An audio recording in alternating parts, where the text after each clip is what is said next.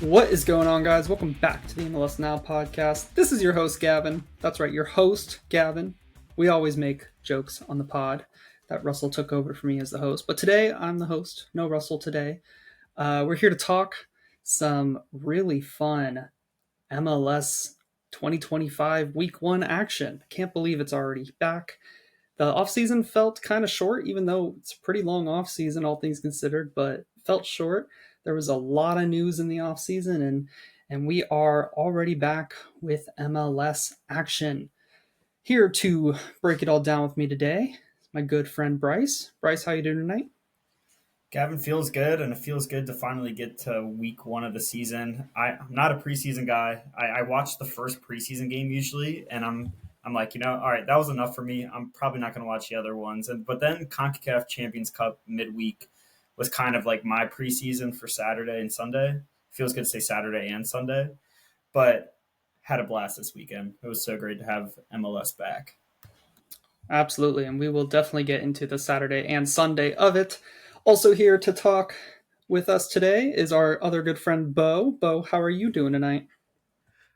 This is a really big moment for me that apparently we're all friends. And so I finally have two friends. So I just want to thank you very much for that, guys. Really big moment. I pictured the SpongeBob. I don't know, Bo, if you know the SpongeBob meme where he's got the three friends on his fingers, or is that not Nah, that's your just generation? sad. Yeah, sorry. Bryce, please tell me you get it. I get it, and Okay, my mom always told me if you can count friends on your hand, then you're good. You'd rather have good friends on your hand than a bunch of half friends. Wait, I guess if I'm trying to fit in, yes, friends, I too know the meaning of that. perfect. You fit right in, Bo. Yes. Nailed it.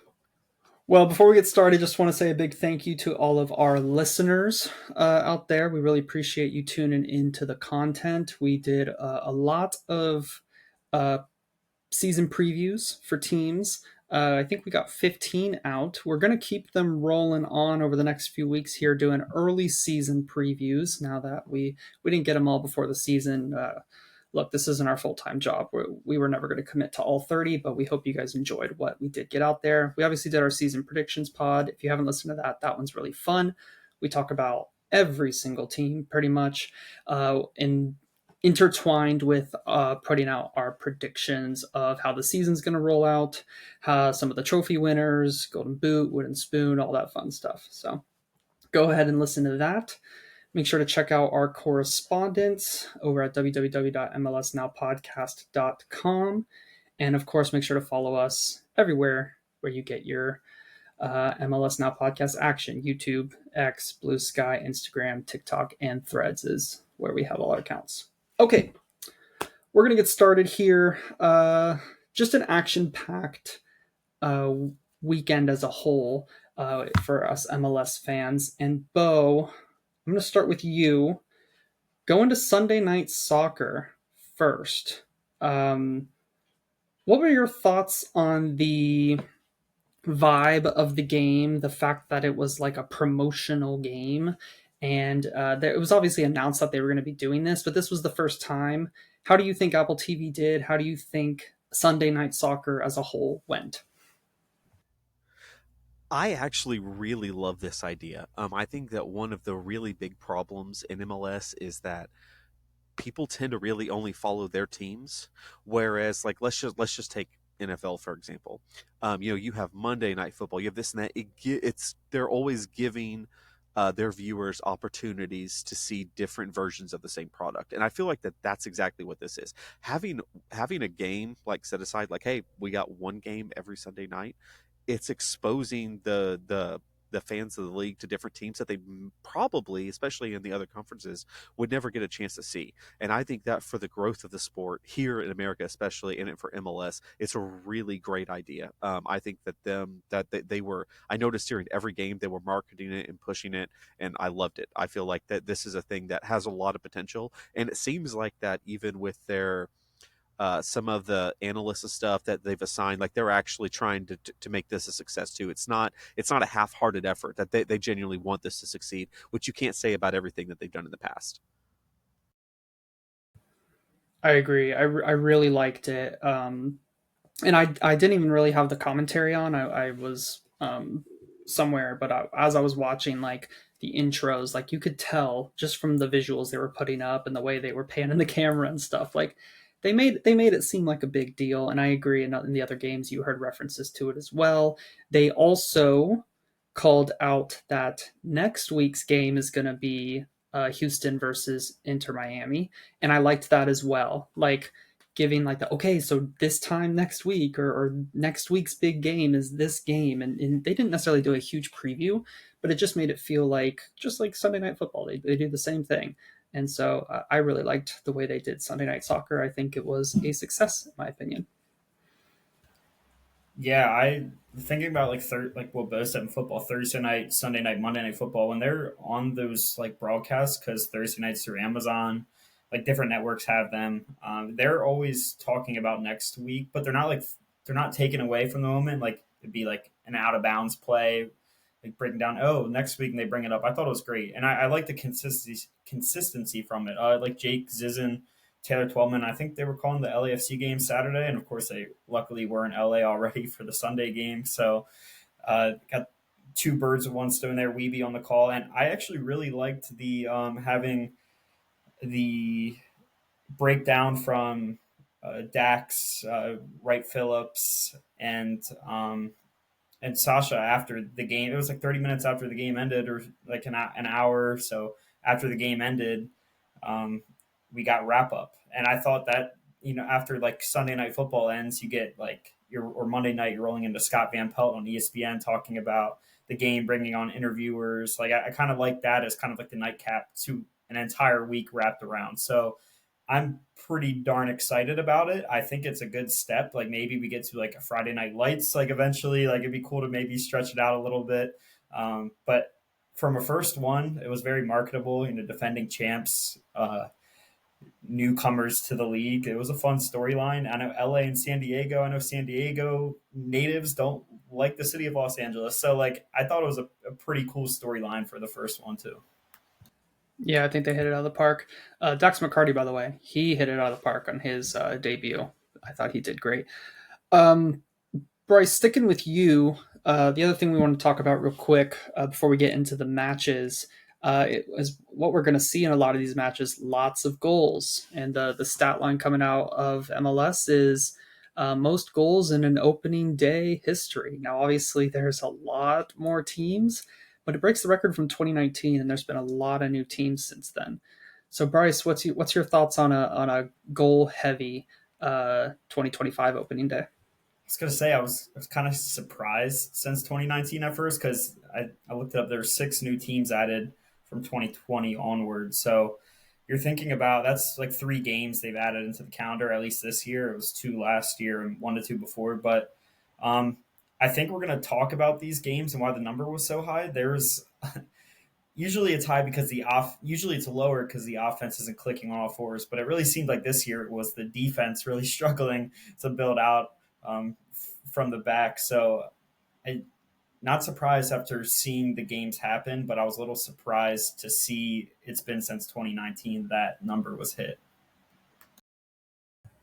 Yeah, definitely. All right, well, let's get into the games. We're gonna stay away from MLS for a second. We're just gonna tease you a little bit longer here. CONCACAF Champions Cup. There were six MLS games or games with MLS teams involved. Colorado versus LAFC, Herediano versus RSL, Antigua versus Seattle. Those were the first three: SKC versus Miami, Motagua versus Cincinnati, and Deportiva Saprissa versus Vancouver. Bryce, going to stick with you one more time here. Just want to give you open season. Uh, Anything you want to speak on as it comes to CONCACAF Champions Cup? Don't want to spend too much time on this, but still want to give it some love. Yeah, I'll try. I was looking at these earlier and I found like three tiers of kind of grouping two games into one tier. The first being that the offseason moves, early signs of success. Cincinnati and Seattle, both on the road, putting 3 to 4 goals in the back of the net, really building a lead back to the return leg.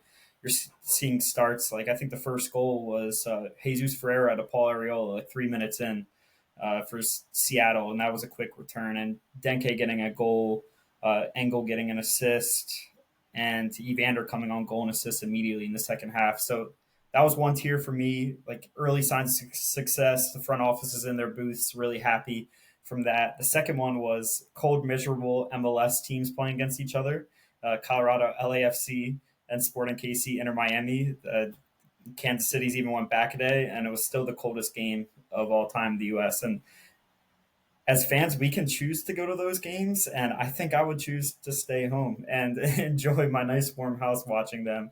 Messi, classic Messi goal, just pure class and placement from the right side and sneaking it into the far post. Thought Casey had a good game plan, but they just didn't capitalize. Rapids, though, stunner. Mihailovic brace, a free kick was phenomenal. Scary moment for Reggie Cannon. Looks like it's not as bad as it seems. Um, and then the third tier is some work to do. Real Salt Lake, a scoreless draw.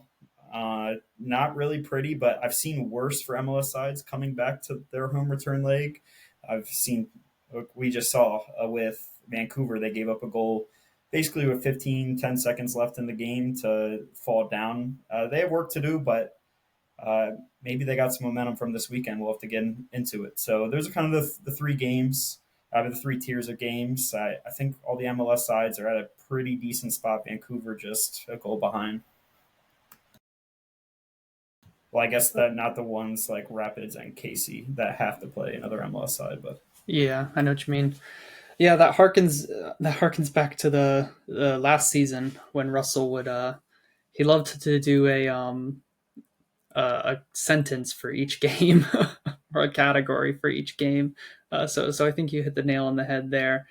The one thing that I wanted to hit on with sticking with Vancouver is they got that one goal lead, and it's like, oh, okay, you're on the road, you get the lead, you're feeling good, and they just couldn't hold on, and it was just really disappointing to see them give up the okay, it goes back to 1-1, that happens, but to let it get to 2-1 on the flip side, that had to hurt. And I was a little bit worried heading in. They had that game, then they had what looked like a pretty tough. It looks like a tough place to go opening weekend to go to Portland Timbers away to start the season, because they always have a great atmosphere there. We'll get into that, but that was not as tough as we thought it was going to be for Vancouver. So I was a little concerned there, but it wasn't as big of a deal as I thought, and they still have that home leg to turn things around. So that was one thing there. Beau, I'll pass it over to you. Anything you want to hit on with CONCACAF Champions Cup midweek? Oh, Beau, you're on mute. Stupid thing. Technology. Um, no, I was just gonna say the Georgi Mihailovic. I mean that upper 90 free kick was good, and like I texted you guys, man. Reggie Cannon screams are still haunting my dreams at night. I mean that was like really, really brutal. Like I guess when it's just that cold and that few people, you could really hear stuff, and I'm glad to hear it's not maybe as bad as they think, but still that was Yeah, it was hard to hear. All right, well, let's get into it. The tease is now over. LAFC versus Minnesota United FC was the first game of the 2025 MLS season. LAFC come out on top 1-0 with a beautiful play and goal by LAFC and Jeremy Abobase at the end there, the left-footed shot into the top left corner. Minnesota started strong, I thought, and they looked the better team. They had that one moment where Aluashei just hit the ball. I think it was over and to the right a little bit, and you would think that he should have hit the target there. But Minnesota really the more comfortable team in the first half, the more dominant team. But LAFC, they grinded it out. We've heard from Matt Doyle that, and with some great analysis, that they switched their midfielders.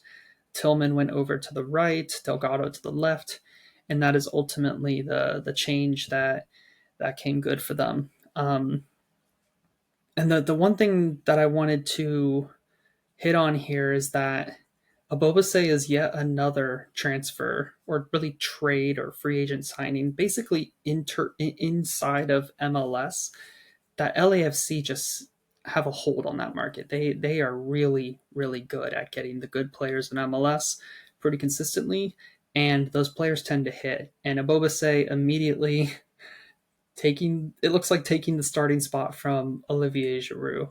So that's my main takeaway from this game is LAFC do it again with Jeremy Abobase. They get a really good MLS player, and he comes in and makes an impact. Yeah, I'm really curious to see LAFC now home against Colorado in the weekday matchup because is Giroud going to start? Like, are they going to kind of use like these like two early in the season, or are they just going to keep rotating them midweek, weekend, and it's kind of like early season tryout and who's going to get these minutes when they can really hone in on one match a week. Bobsey, yeah, he great goal, a really good setup. Minnesota's side, I thought they had some really dangerous chances early. I know Yeboah like hitting the post that sprung off of a bad giveaway, which we said that might be the theme. David Martinez, I can see why he was so desired before coming into league by a lot of different leagues. I know that they have a series under coming soon, but I still think Martinez is going to get plenty of minutes because he just brings a lot moving forward for them on that right side. Yeah, I really thought the score line to this game really did not show. I feel like how the game actually went. Minnesota lined up in a 5-3-2 in order to get Tani Aluashehi out there with Yeboah. I think they quoted during the game. I think Tani started 9 games and had 7 goals or something throughout the year. I mean, the guy reminds me a lot of Brian White with his off ball movement and where he needs to be and stuff. I think the future for the Canada national team is bright with him. Um, I know I remember what you were talking about with Doyle. I feel like that yes, the midfielders switching help, but I feel like that the thing that really changed the game was Joseph Rosales coming off injured at halftime. Whenever they came out, Mark Kanich is the replacement, and Mark Kanich is actually the one who leaves Abobasi completely wide open. If you guys get a chance to watch that goal, Mark Kanich has him, and it's like he's standing like 5 yards off of Abobasi and is literally watching him run across to the top of the box and is just standing there. Now, maybe with the TV angles, maybe there was someone else on on the bottom of the screen that he's trying to mark as well, and I'm not seeing, but really, really weird. But I also think that people don't really realize that Joseph Rosales is probably the most underrated player in the league. I had him in my outside back rankings. He was second in the league, and I had to be talked out of putting him in first. He is a huge part of what Minnesota does, both going forwards and backwards. And Bongi had a quiet game as well, but he's having to mark some guy by the name of Dennis Bawanga, so it was kind of expected for him to not quite have as much of an impact, which means that Rosales was that much more important.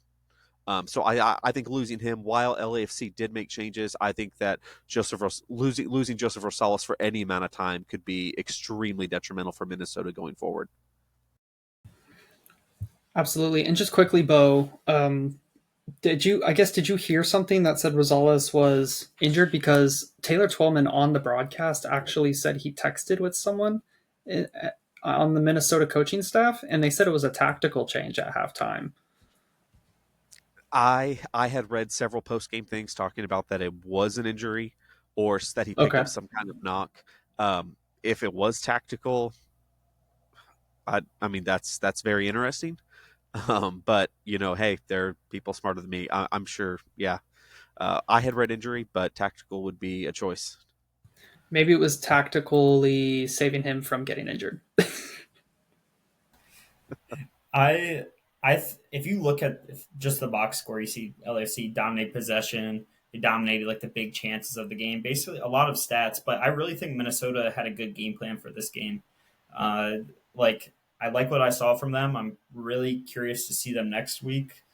Uh, I think Yeboah is a great striker. I think they have a lot of underrated pieces that are going to come to light this year. So I like their game plan heading into LA. It's a tough place to play, and they almost got a point out of it. So Yeah, they certainly impressed. All right, going to move us on here. Columbus versus Chicago. This was a fun game, one of the most fun of the weekend. 4-2 win for Columbus Crew at home, a comeback win at home for Columbus Crew. A lot of question marks surrounding them about, Cucho Hernandez leaving, Christian Ramirez leaving. How are they going to square up in MLS without their two main strikers and goal scorers? Obviously, Diego Rossi is another one as well, and he came to the forefront and got 2 goals to help them in a 4-2 win. Um, Beau, I'm going to pass it over to you, but my main question is, can Columbus Crew rely on Rossi this season based on this one game? I don't think they have much of a choice. I think they're going to have to. Um, yeah, this was a really interesting game for those of you that watched it. Chicago came out and really dominated the game. For the first 20 minutes, I was thinking, holy smokes, Chicago is really good, and holy smokes, Columbus has really gone downhill. Um, Early on, I noticed that all three of their center backs were staying really, really close together. Columbus, I mean, and that their wing backs were coming back a lot. They were essentially playing with an actual back five, which is never their goal. And then eventually, you saw that Nance pulled reigning MLS Defender of the Year Steven Moreira over and talked to him. Then Moreira started making massive runs forward. And once he started getting forward, I mean, it was pretty much over for Chicago at that point because they're just so good at what they do. I am still a little bit concerned, about Columbus not having Cucho because it's that. But honestly, my big takeaway from this, I actually, of all my notes, I have a lot of notes on Chicago. I was actually quite impressed with them. I think Jonathan Bomba by the end of the year could be flirting with top five winger in the league. I'm getting like Joseph Paintsil vibes from him. He's so smart off the ball, and he's always making runs. There was one thing I noted. He makes this lung busting. I mean, the Chicago Fire down 4-2 in the 75th minute, and I mean he takes off making this lung busting run, following up the play, trying to get open. Um, just maximum effort. Good stuff. Gutierrez is very, very, very lucky boy to still have walked off the field 90th minute. He should have got a red card for that. I think that was a very deliberate elbow to the back of the head. I think he's very lucky for that.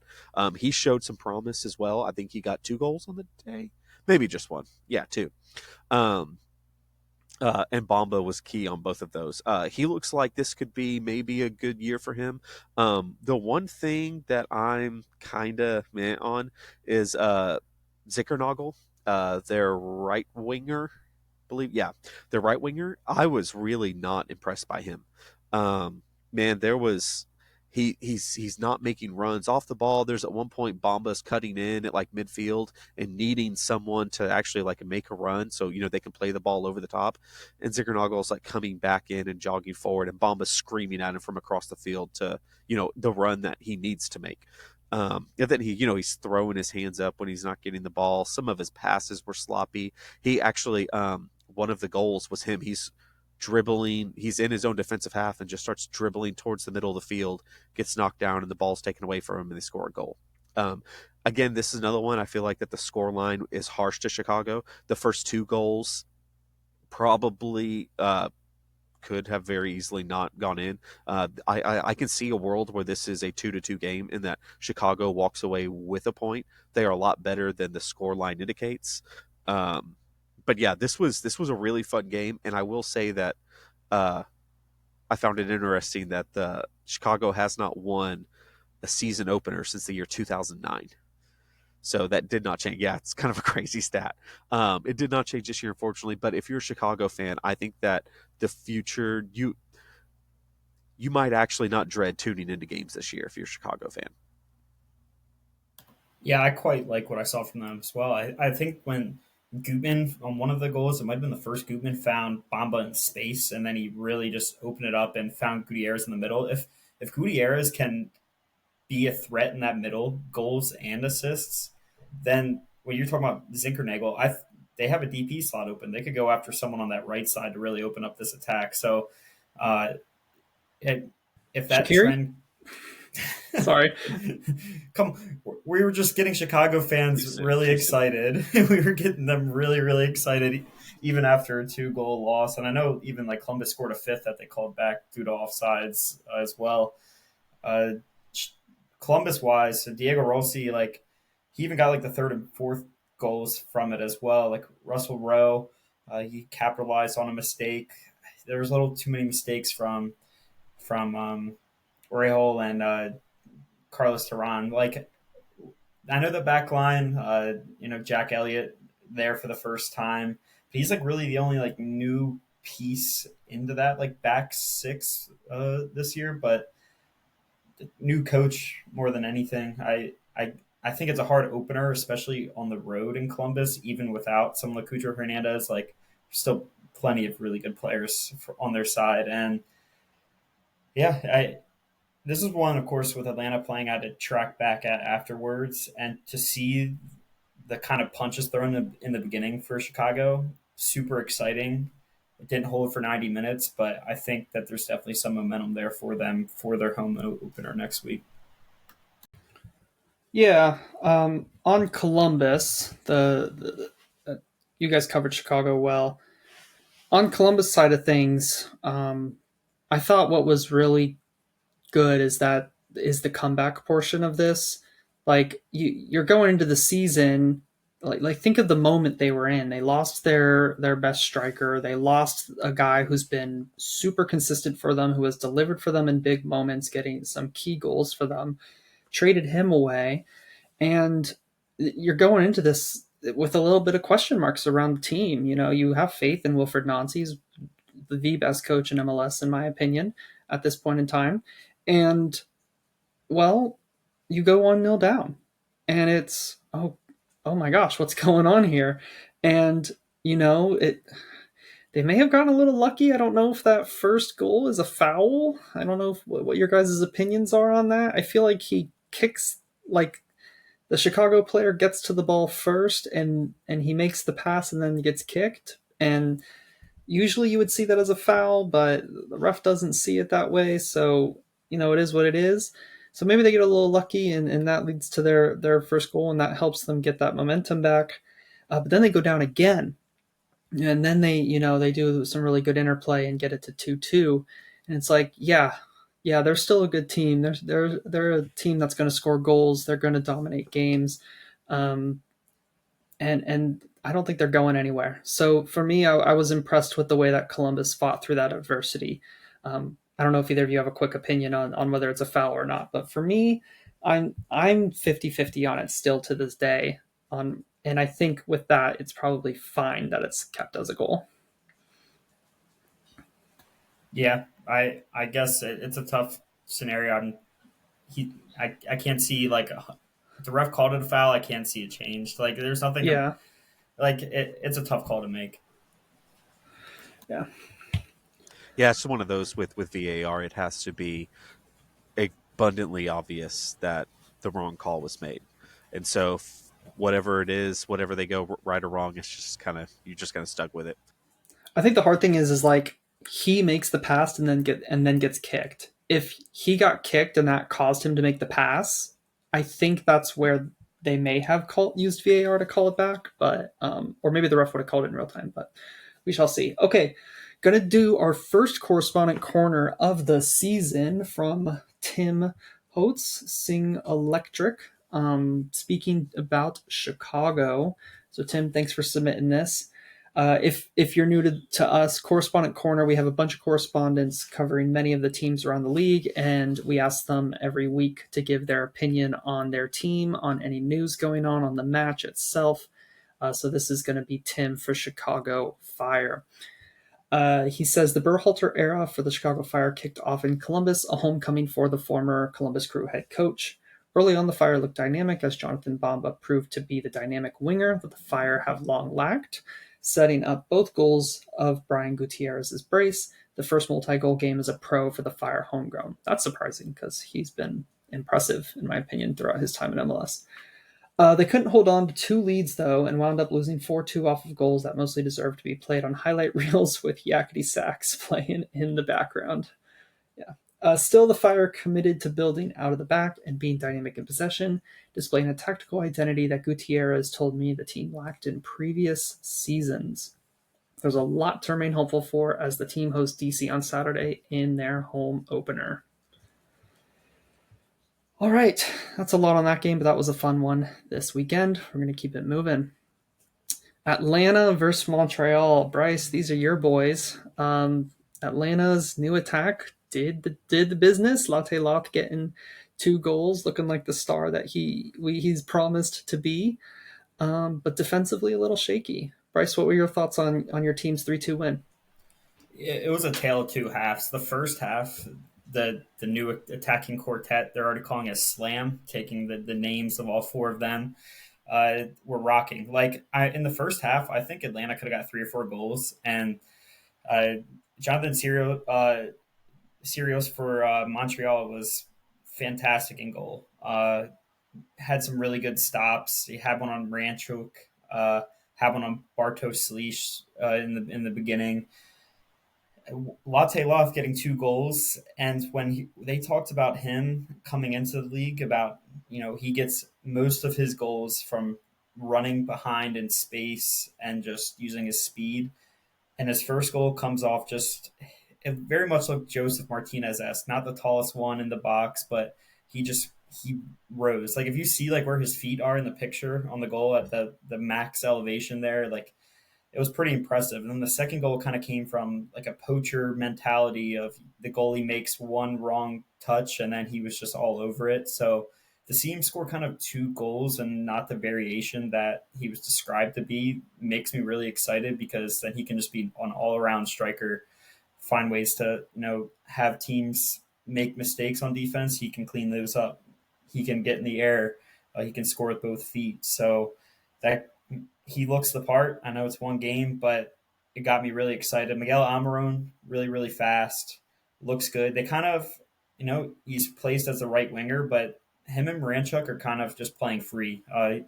Almiron, plenty of times where he's on the left side of the field, Maranchuk would come over, and I think that'll look even better filling space on the right side when Almiron goes in, when Brooks Lennon can come back and really go up in the field. I think Matt Edwards, I think it was his first ever start, homegrown right back.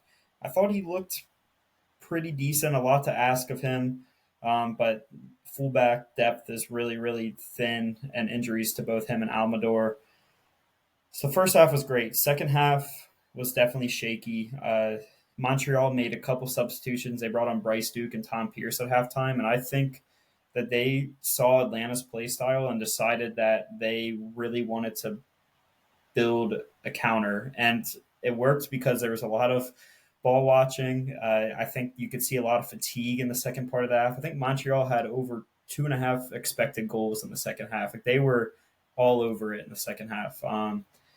If you look at the first goal, the whole back side is just wide open for Montreal. I know David sent it in the group of us. So yeah, there's definitely question marks. Mateus Click, he didn't look phenomenal in his debut. He looked like a 35-year-old center midfielder. I'm not, calling throwing the sirens out for him, but Luis Abram makes like $1 million, and he's ideally your third center back, and he did not look good at all in there. So hopefully they can get Derek Williams back in with Gregerson. Atlanta has struggled to win those sloppy games, so I was happy to see them get 3 points. And seeing Latte Loss and Almiron's performance just got me more excited. Yeah, no, I think you nailed a lot of it. Most of what I wrote down, that I feel like Atlanta was a tad lucky maybe to walk away with 3 points in this one. This one probably should have been 1 point each on that. But again, the one thing I said it preseason, and they have done nothing to change my mind, is that Atlanta defense is what is going to hold this team back. They are amazing going forward. Now having Brooks Lennon back is going to change everything, because I'm openly team Brooks Lennon. I'm driving that. That train. But I think that very much for Atlanta, it's kind of that thing of like, hey, what happens if we spent all our money on attack and just kind of like piece together the defense, and like we're going to see what happens? That's this team. So if you've ever wondered what that's going to be, just tune into Atlanta, man. I blame the fans in 2019 when Frank de Boer filled in for Tata Martino, and Frank de Boer was like winning these like 1-0 like boring possession style games with the fun attack, and fans like were starting to say, right after an MLS Cup win, I would rather lose 4-3 than win 1-0. And I was like, wait a second, this is gonna come back to bite you. And this seems like the style that we might see this year, these like 6-7 goal games. I'm gonna hit on Montreal real quick because they were impressive in this game. I know I kind of called them the All American rejects essentially in our preseason season predictions episode, but there was some really good passing play, kind of like what you spoke to, Bryce, or Beau, where they had a lot of opportunities, and the goals that they scored were pretty like visually pleasing goals. Like they weren't just scrappy goals. Like there was some good one touch, two touch passing and movements happening. And so Montreal definitely were pretty impressive in this opening game. We've seen Montreal be impressive in opening games before and go on to have a tough season. So hopefully that isn't the case this season, even though that is what I'm predicting. But yeah, so even though it is a loss, I think it's a performance to go home and be somewhat proud of. And hopefully their next game they can turn things around. I we traded George Campbell to them a few years ago. I really think he's going to break out for them. He looked really, really good towards the back half of 2024, and he almost had a goal, had an assist. I'm really impressed with him. And so if they can get Jalen Neal healthy, Nathan Saliba looked good, really good runs there, young player. Like Prince Owosu in his debut looked good. You got Marshall Ruddy from Toronto, Caden Clark. So they have like fun young pieces. And my thing with Montreal always is if they develop a few pieces, I feel like they can never just go for the home run to build around these depth guys. But like when you say like you call them all American rejects, the island of misfit toys, like they still have fun pieces. Like I love what everyone says. Like this is the Montreal's like the true MLS sicko team. So like if you're an MLS sicko, then you'll get joy watching them. Absolutely. All right, going to move us on to the next game on our list. Jumping over to Miami versus NYCFC. This one's a fun one. 2-2. Messi getting the assist on both. Toto Aviles getting the first goal. And, oh, why am I blanking on who got the second? Segovia got it, right? So Segovia in deep in stoppage time for Miami. And then Ilenic, who obviously did the Ronaldo celebration that everyone is talking about. I think it's fantastic. We need more of that in this sport. That was awesome. And then Martinez, Beau, your boy Martinez, getting on the score sheet in the Golden Boot draft that we did behind the scenes. So 2-2, red card in the 23rd minute for Toto Aviles for a dog so. Not the smartest decision to go to ground there and take out the NYCFC attacker, but it is what it is. My main thing on this game before we get into the afters from Messi was I wanted to see a little bit more aggression from NYCFC, oddly enough. I know they went up 2-1 and they had the lead away from home against a team with a player as good as Messi. But I would have liked them to go for the 3-1 a little bit more. They ended up being outshot against Miami, even though they had 11 players and Miami had 10. And I just would have liked to see them, Messi and Suarez on the field. They're already not the most defensively minded players. And okay, so push up on them, really force them back, really give them absolutely no breathing room. And instead, it just felt like they let Miami stay in the game, stay in the game, stay in the game. And if you let Miami with a player as good as Messi just stay in the game that little bit long, they're going to hurt you. And that is the case. And they come out with only a point. I think NYCFC missed an opportunity to be really aggressive here and go on and win this game 3-1, 4-1 even. Yeah, also, New York City is really lucky to even have gotten a point out of this. I mean, it took Jordi Alba literally passing the ball straight to I believe it was Alonso Martinez for second goal. Yep, you're right. Literally just passing it right to him in the box and being like, "Hey, you haven't scored yet. I heard you're on Beau's Golden Boot team, so thank you to Alba for that. Your check's in the mail." Um, but no, I think and yeah, NYCFC was really lucky, and there's honestly it seemed to just I think that losing Santi Rodriguez is going to be a little bit bigger thing than what people realize. That guy was a real engine of the team. Really got things going. Now it really relies on Maxi Morales. I mean, even their first goal came off of Maxi Morales. I don't know if it was a training ground routine, but or Morales seeing guy off on the side, and then kind of instead of kicking it over the wall, pushes it out wide. They get it across for a goal. They weren't really like incredibly threatening. So maybe cause for concern with NYCFC and just the lack. I mean, it's just the first game. Probably shouldn't panic, like panic yet. But and then the other thing with Miami, um, it's they're always. I mean, massive defensive problems. I mean, it also what makes watching them so much fun because they're like a spark away from just like a massive explosion going off there in the back. I mean, it's just crazy. It reminds me a lot of you guys remember PSG when it was Neymar, Mbappe, and Messi? They put all that money up front, and then no one ever played defense. That's kind of like what seems like Miami's trying to do again. And so it didn't work then, but it's kind of working now. Even then, it took Messi in the 100th minute, like him just being like, "I don't want to lose," and then just taking the ball halfway up the field to set up the goal. Hey, it makes fun to watch, but yeah, NYCFC, Miami, they both have some pretty glaring holes or needs after the first game.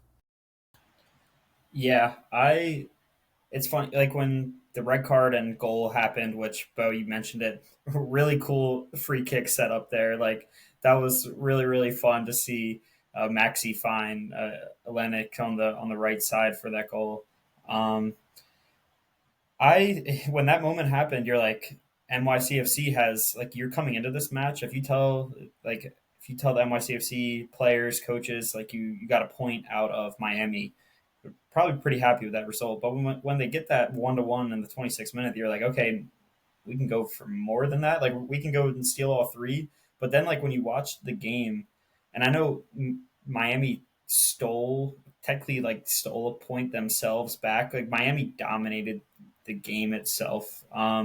So then, like all around, you're like fact like you're adding all of those up in the equation. Then I guess like NYCFC's also still just happy to walk away with a point. I know like they won all three because they had the 2-1, and they're kind of holding on for dear life there. But I think they're pretty lucky that a team like Miami, who even though down a man, like they always like overperform their metrics. They honestly were like on the underperforming side and in the game scheme that time. So uh, yeah, I think you guys hit on everything pretty well for both sides. I thought Matt Freeze looked solid for the most part, um, building off of what he had last year. But yeah, I think NYCFC missing a playmaker. Miami, Toto Aviles is going to be the guy. He's not ready for it yet. I know he had the goal. 2024 was a massive roller coaster. I know they signed a right back and a center back, but the last point I want to make is like I love watching Miami games because there's always like fun storylines, but like some moments like Messi with the ref after the game and like Mascherano saying that like the injuries to Fafa Picol and Cello Weingart, like those guys are because of like the leagues with scheduling games. Like they tried to do a Wednesday Sunday, um, but they already pushed it just back later in the night. So them saying that like it's not fair for them, but like there's like plenty of other teams going through that. Like that stuff just doesn't sit with me at all either. So like stuff like that happens, and it just like it makes me hate watch Miami. It's not just because of the Atlanta allegiance, but like they don't make it easy to root for them. Bo, you're on mute. We didn't even discuss probably the most important part of this game was that Julian Gressel was not at all in the team, and it wasn't from injury; it was just from coach's decision. So if Julian Gressel all of a sudden becomes available on the market, that could really turn around a team season. definitely a storyline to watch. As someone who loves Gressel, of course, from the Atlanta days, I feel bad for him. He's starting to become like a massive journeyman, and I don't feel bad for him in the sense of his, he's getting paid really well. But I want him to find a home because I know he said like he really wanted to come back east from Vancouver and really settle with his family. And it seems like he's probably on the move again. And hopefully it's somewhere he wants to go. I don't know if like his contract, I doubt it has a trade clause to it, but I I hope that wherever he ends up is a good spot for him because I know plenty of teams are going to want him. I know Columbus barely played him in their playoff run.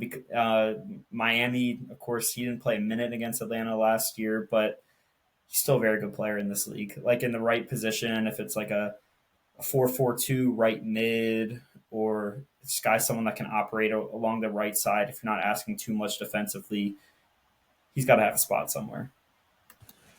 Yep. Okay, just really quick. I know we got to move on. Um, at the end, Messi and all the mess with the ref and the NYCFC coaching staff. I guess I didn't fully see what happened. Like, do either of you know what happened? Like, why he was so upset?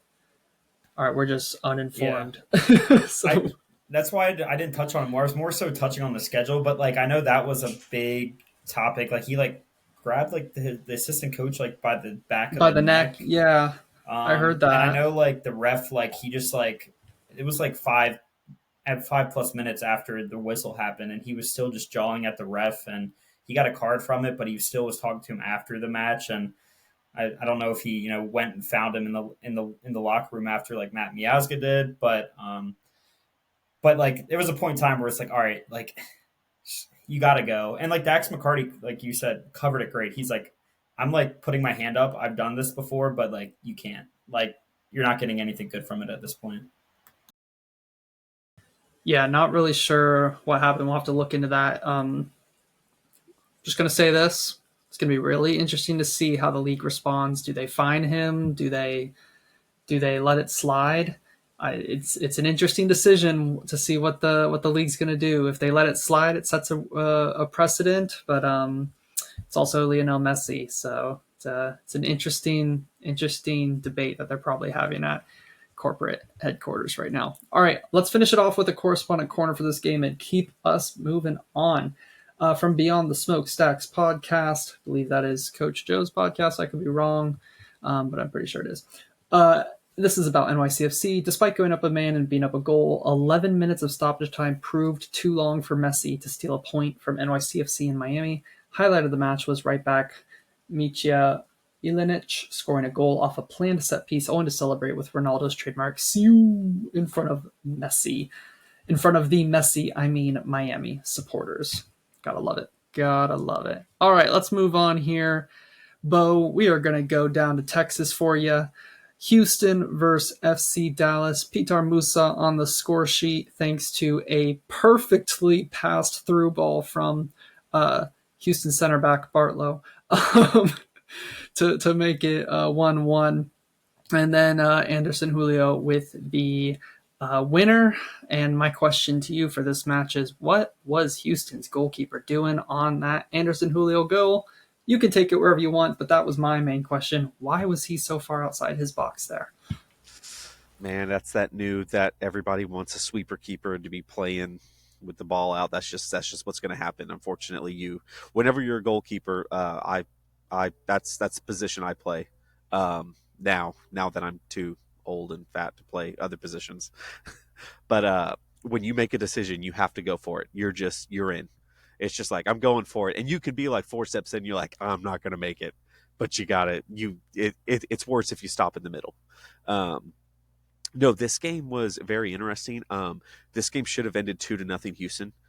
Houston was the better team on this. Dallas is lucky to have gotten 3 points. They would have been lucky to get a point out of this. And I'm, look, as a Dallas fan, we're like taught to like, you don't like Houston. That's, the rivals or whatever. But Houston actually did pretty well. Few notes I had on this. The the first goal, yeah, Ethan Bartlow literally just passes it to Petar Musa, who again, thank you Bartlow, your check's in the mail from my golden boot team. Uh, and then Houston is Houston. I'm in Bossy, looking really good. Scored as well. The Dallas' second goal is what really got me. Jack McGlynn was pulled down in the Dallas box, which I find interesting because Kamal Miller was given a red card for. I mean, literally, like you could put those side by side and be like, that's kind of the same play. And Kamal Miller was given a red card. Now, I'm not saying you should give a red card. You know, Kamal Miller's was an obvious dog, so, but it was the same foul. And then very quickly, Musa kicks it upfield to Julio, who then goes on to score. Jack McGlynn hit the inside of a post. And when I say inside the post, like it went across the goal line, didn't go in, like literally a quarter of an inch over, it goes in. You guys know I love Jack McGlynn. I'm surprised he doesn't have a restraining order yet. My my fanboy love for Jack McGlynn's in there. Man, watching some of his just the way he really does. He orchestrates uh, the play from deep within the field. You know, switching the ball, switching the point of attack. Just great. I will say that for Dallas, so Bernie Kamungo was just straight up bad for Dallas, like just like a dog's breakfast kind of thing. It made the wrong choice constantly. Was given a yellow card because he tripped and tried to get the foul, but then does the thing where he like grabs the ball with his hands and brings it in when he's on the ground, even though the whistle hasn't blown, like he's trying to sell it. Um, I was not impressed with Ramiro, the new midfielder that Dallas brought in. He had a pretty actually stupid uh, foul late in the game that gave Houston a really good chance to score. I will say though that the new Dallas center back, let me see if I get this right, Osaze Urohige, Urhohide, was really good. Really, really impressed with him, especially on the ball. Made some very good passes, and then kind of dribbling his way out of trouble. If they had had him and Tafari, man, we'd be looking really good. I will say that for Houston fans. Oh, before I go to Houston real quick, Lucho Acosta was incredibly quiet. Like I barely heard his name at all this game, and I'm not expecting him to hit the ground running, but you would just think that like he would do something. But there was nothing. Like there were times I was like, oh, I forgot Lucho's out there. The real man of the match, Sebastian Lletget, was insane. I mean, he was just all over the place, absolutely crazy. I will say for Houston fans, Ezekiel Ponce shows those flashes where it's like he's in the right spots, the ball's going to go in. Um, and I will say too that Sviatchenko was out, so you're starting. You didn't even have your starting center back pair. Unfortunately, Mikhail's gone, and he was really good. But think about this: later on in the year, Houston's going to get Lawrence Anali and Nelson Quinones back. Um, Houston looked better on the night than Dallas, and they just based on the injuries, it's like they're going to get two fresh guys in later in the year. So Dallas lucky to get 3 points. I will take it. But I will say that Houston probably not as dire as it looks for paper on a lot of people, but it's just the first game. I think Pitar Musa, when he was signed, like I really liked that market, like second, third, like role striker on like a really good European squad, and I hope that more MLS clubs kind of dive into that market because I think there's it's a really good market to hit. Like I know Atlanta, if not Latte, they're looking at Arthur Cabral from Benfica, who was kind of like the backfill for Musa when he came to Dallas, and I hope that he gets more recognition this year. Maybe it'll come from like a really good performance on Sunday Night Soccer that more eyes are on it. But I really hope. I think he's going to play his way into more talk naturally, especially having someone like Lucha with him in the Lucho with him in the attack now. But yeah, like you said, Jack McGlynn. When Gavin, when you talked about the foul in the Columbus Chicago game that led to a goal, I had in my notes like that was probably a foul they missed on that winning goal, wasn't it? But good touch by Anderson Julio. He has wheels. So he's not going to complain that the goalie came out that far. So, but Beau, he touched on a lot of the points. Never apologize for stealing 3 points from the road, especially against one of your main rivals. All right, I'm going to move us on here. Cincinnati versus New York Red Bulls. Cincinnati won a close one at home. They win 1-0 with Kevin Denke getting on the score sheet with a nice little chipped header after a good run into the box, good through ball. Was it from Yedlin? I can't remember exactly who it was from. It was just a long ball from the right-hand side. It bounces perfectly for him. He chips it over the keeper with his head. 1-0. They get the 3 points and move on. Bryce, going to pass it over to you for your takes on Cincinnati 1, Red Bulls nothing. Yeah, I was quite curious because, of course, similar time as the Atlanta game. So at first, I started with the highlights, and the highlights made it really seem like that, like Cincinnati dominated the game. Like they showed some amazing opportunities. Like Engel almost scored a goal. Um, Yedlin was finding people all night. Denke's goal, which was fantastic. But then you looked at like the game within itself, and the possession was like, I know like FOTMOB had like the big chance 6-2 Cincy, but like I saw like the Red Bulls like were like pretty solid in like XG. Like they were like pretty on par with Cincinnati possession. Like they won possession. So like I went back and I started watching bits and pieces more, and I didn't see like I think I liked what I saw from the Red Bulls. Like I didn't see all 90, so I can't say for sure that they had a perfect game plan for this. But Evander went like pretty quiet for majority parts of the game, and I know Portland fans have always noted that out. That like yeah, he gets those goal contributions, but like he's not. There's sometimes where he just goes missing, and I felt like that was him for parts of that game, and I really didn't like the Eric Maxine Choupo-Moting signing. I didn't think he had a bad debut. His positioning was rather good, but obviously, when you're talking about your DP striker, you don't want to just say, yeah, but his positionings are really good though. So I didn't think it was bad, but obviously they're going to want him to get something in the back of the net. Uh, I guess I'm not too concerned about them yet. I picked them high, so I'm in the standings. I think I had them fourth, so I'm gonna hold on to that for now. I'm playing a tough side in Cincy on the road, but overall, Cincinnati looked really strong. They've started the year off hot. I think that their attack just looks pretty scary, especially if they throw in Luca Orshano back in the mix, and it's like they're really starting to pair up with each other. They're going to be pretty scary to play against. Yes, my notes. I have this written down exactly. Kevin Denke is good at soccer. So you heard it here first, folks, from MLS Now.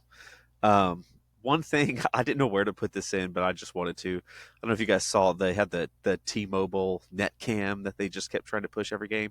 It really seems like that net cam is a flip phone camera from T-Mobile. It was absolutely horrid quality. I just wanted to see if that was the only thing because I literally joked my wife like T-Mobile. Yep, definitely a flip phone back there behind the camera. That's fun. Good place to put it in. Good place to put it. Yeah, Denke, he's really good. They did a good shout on the wrap up where they showed him getting his body into the center back right before he makes the run from the through ball from Yedlin.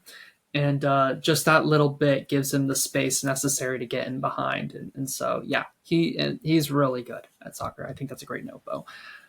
All right, going to move us on. Oh, no, we've got a correspondent corner here from a correspondent at Mr. Danger Russell, is it? Yeah. Let's go to the next game. Russell? Russell, maybe? Bryce, do you have that one? I didn't even see that in the group chat. Yeah, I can read it really quickly. Thank you, sir. So Russell, I told him that I was on this one, so I wanted him to help me out. But he also wrote a pretty long novel here. So he said, if I were a Cincinnati fan experiencing anxiety during the offseason, this one likely felt quite cathartic against a side where Cincy have historically had rough home runs in. They start off the season with a win considerably more comfortable than the 1-0 scoreline would suggest. Red Bulls were held largely toothless in their attacking phases, thanks in part to a strong performance from Miles Robinson and Roman Celentano. But the start of the show was certainly Kevin Denke, who scored off a perfect long ball from Yedlin and facilitated the final ball, numerous other dangerous attacking sequences. Prior year, Cincinnati ends this match at 0-0, where this year feels like the team never felt out of ideas or ways to progress the ball. Certainly looking the part early of a side looking to compete for the Shield, but need to find a way to finish the plethora of chances created as the other teams not named Red Bulls have strong enough attacks to break through the defensive unit at least once a match. So yeah, that's kind of him covering it. I think he pointed out that I guess the highlights maybe were more of a overarching theme to the game of Cincinnati getting a lot of good opportunities. And then I see like a lot of like the metrics on the MLS site are also just very different from the FOTMob site. It's funny, expected goals, it's like 1.5 Cincy to 1.2 um, Red Bulls, but then like the MLS site has it like 2.5 to 1. So like that's a pretty big metric. Maybe I need to look at more than two sites next time. I don't trust MLS with the XG metrics. Theirs are a little bit heavier than I think the standard usage, just from my experience. Okay, gonna move us on. Thank you, Russell, for the contribution. Next up is my love Orlando City getting beat down by Philadelphia Union. I see you with the violin there, Beau, making me cry. Um, no, Philadelphia looked fantastic. And I remember when we were talking, we were doing the Orlando City season preview, Russell and I, and he kind of brought up like, oh, you guys have Philadelphia at home, first game of the season, like should be a cakewalk, seeing how their off season's gone. And we all knew Bradley Carnell was going to be whipping up a nasty press. And I said, well, hold your horses.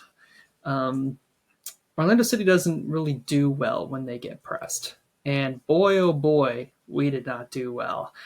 Philadelphia looked in mid-season form. They were all over us. They were fit. I mean, it was like the 80th minute and they were pressing us still with some of their starters still on. It's like, how are they still doing this? Like, aren't they exhausted? And they just looked so ready. And we looked really tired. We looked gassed pretty early on in the game, and just really disappointing to go 1-0 up. And then, you know, we had that like hype moment where you score early, your new DP scores early, Pasalic, and it's like, oh my gosh, yes, like what a great way to start the season.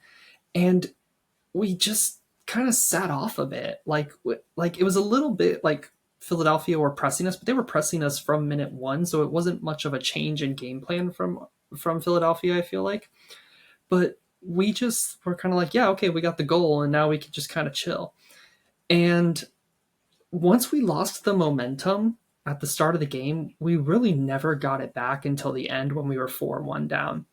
And Philadelphia just, we they just get a somewhat easy goal after our intensity drops, and then right off of halftime, giving up two goals back to back, just with poor goalkeeping on the second goal of the game. Goalless letting the ball go right at him, bounces into the net, just really poor.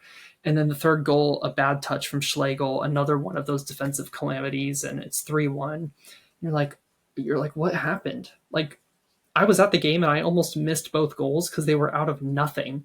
It was ridiculous. It was so really frustrating there. Then they go 4-1 up, and after that, credit to Orlando. They tried to come back. They did, put some pressure on. We missed a wide open goal.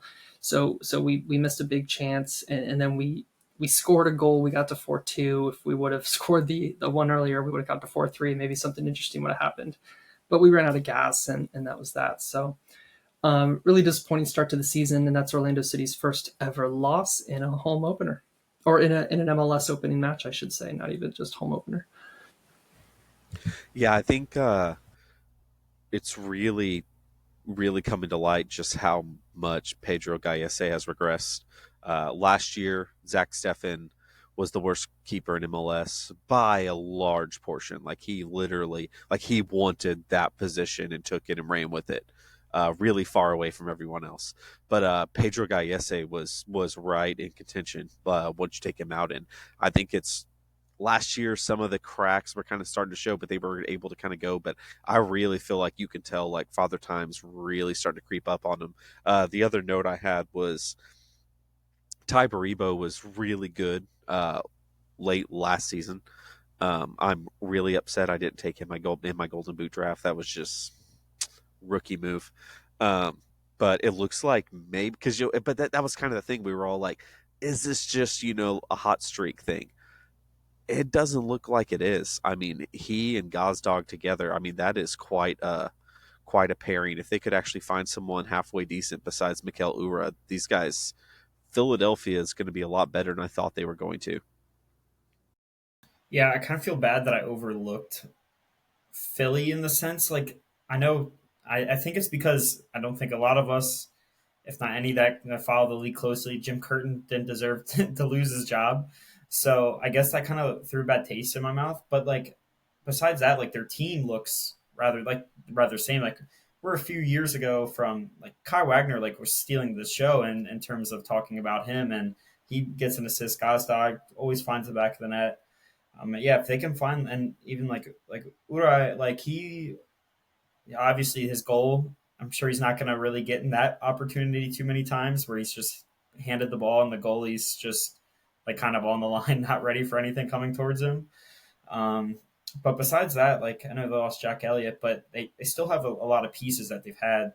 So I guess them kind of like coming out of the gates like this, it shouldn't shock because they still have like a similar coach coaching philosophy to Curtin. Like they want that pressing, maybe even fits like Tanner's like mindset more when building this roster together. So I guess I shouldn't have been shocked to see Philly kind of jump out to a high note to start the year.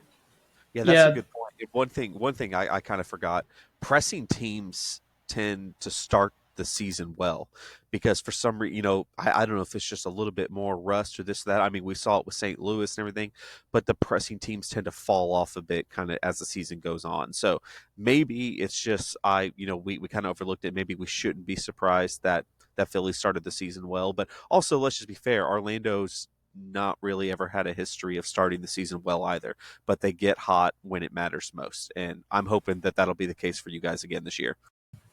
yeah, that was my worry when watching this game is just how much they were pressing. Long term, is that sustainable? We'll see. Obviously, the last thing I'll say is midfield: Lukic and Jacques. I don't know how to say the name, but I think it's DJ Jacques. In midfield, new midfielders for Philadelphia, they both played really, really well. And so I think that was something that I overlooked was that Philadelphia do have a history of getting good defensive midfielders in there, and they dominated that midfield space. So we will keep an eye on Philly. As for Orlando City, make sure to check out the website. Gary Levitt put up a article on the website recapping Orlando City's 4-2 loss against Philadelphia as well. Okay, moving on. Nashville versus New England. Less exciting game, 0-0 draw.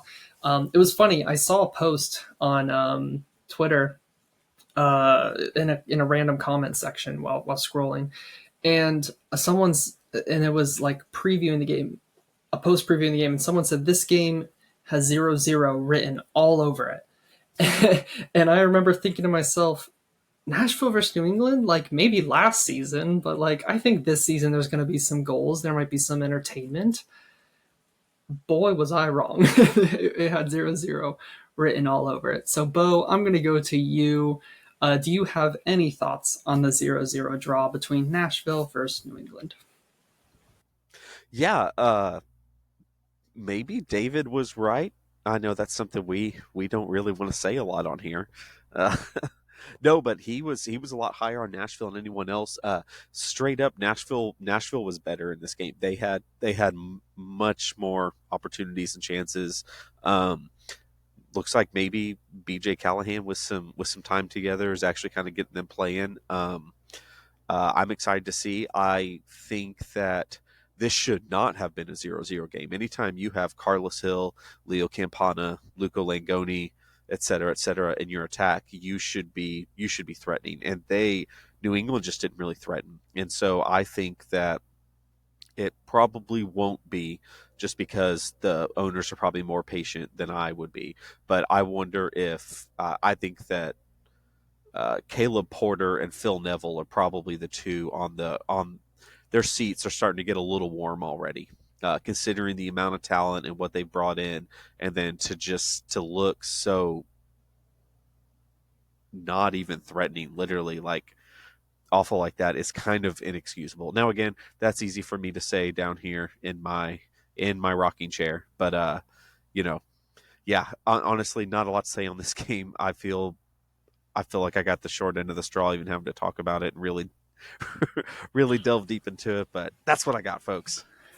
We appreciate it. We do have a correspondent corner. We're just going to skip right to that. Um, from the Revolution side of things, Matt Glenn says the almost entirely new look Revs, with only 4 starters from 2024 in the lineup, gave a solid performance for match day one. Interesting to hear the difference from you, Beau. The 2025 edition of this team is more complete, with a lot more visible hustle from box to box. Fans naturally wanted more from Campana, but he showed the right attitude, tactics, and potential to develop soon into a potent weapon up front. Special kudos to Bai, a beast on the right, Ganago and Fangold on the left, and the center back in midfield keeping good overall ball movement awareness throughout the game. The team asserted more control and tempo of the match in the second half and displayed improved composure and organization under pressure in the waning minutes. A draw on the road isn't 3 points, but it was definitely a performance to spark some hope in the hearts of those in the deep of a New England winter. Looking ahead to Columbus, Rossi historically does well against the Revs, but after not cracking against Nashville, the Revs will bring some vision and confidence with them to Columbus. Matt is usually a sunny side guy up. I'm just going to say that right there, Beau. Just for the heads up on that one.